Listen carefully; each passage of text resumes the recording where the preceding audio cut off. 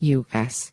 DOJ has extremely thin basis for jailing FTX's Bankman-Fried ahead of trial, defense. Prosecutors moved to revoke Sam Bankman-Fried's bond release, alleging his sharing Caroline Ellison's diary with the New York Times amounts to witness tampering. Sam Bankman-Fried has not tried to tamper with witnesses, and the U.S. Department of Justice's allegations that he had mischaracterizes the reality, a filing by the FTX founder's defense team said. The ex-CEO of the crypto exchange faces potential jail time ahead of his trial later this year if the DOJ wins its motion to revoke his bond. Attorneys for Sam Bankman-Fried pushed back against the U.S. Department of Justice's DOJ motion to remand the FTX founder into custody in a court filing Tuesday, saying it relied on an extremely thin factual basis. The DOJ has jumped to conclusions about Bankman-Fried's conduct, the filing said, which also pushed back against government arguments that he had pushed the boundaries of his bond release on multiple prior occasions. The government is wrong. Its version of events mischaracterizes the facts and removes them from their proper context to cast Mr. Bankman-Fried's actions and intentions in the most negative light possible, the filing said. Prosecutors alleged that Bankman-Fried had shared former Alameda Research CEO Caroline Ellison's personal diary with the New York Times in an attempt to harass her and potentially tamper with her testimony as a potential witness in his criminal trial in October 2023.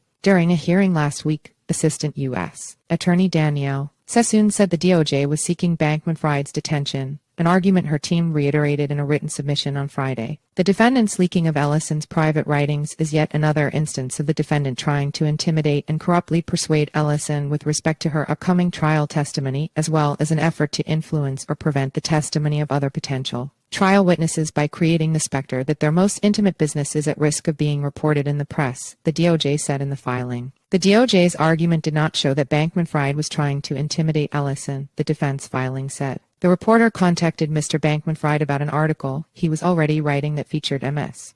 Ellison's personal diaries and writings. The reporter was already aware of these documents because he had written an article 2 months earlier in which he described Ms.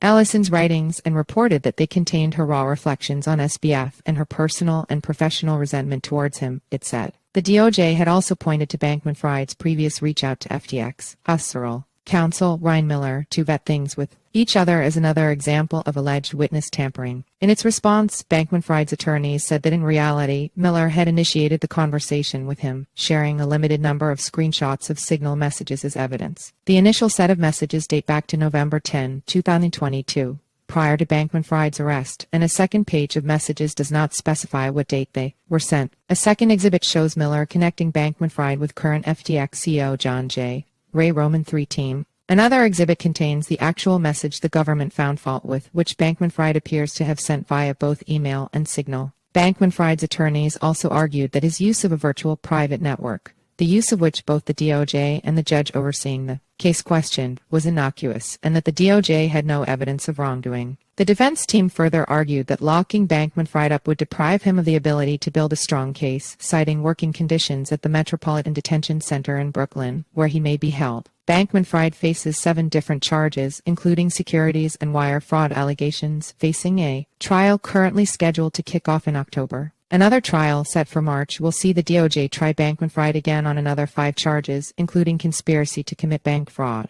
He was arrested in December and extradited to the U.S., where he was released on bond while subject to a strict set of bail conditions. The DOJ also announced last week that it had dropped a campaign finance charge, citing treaty obligations.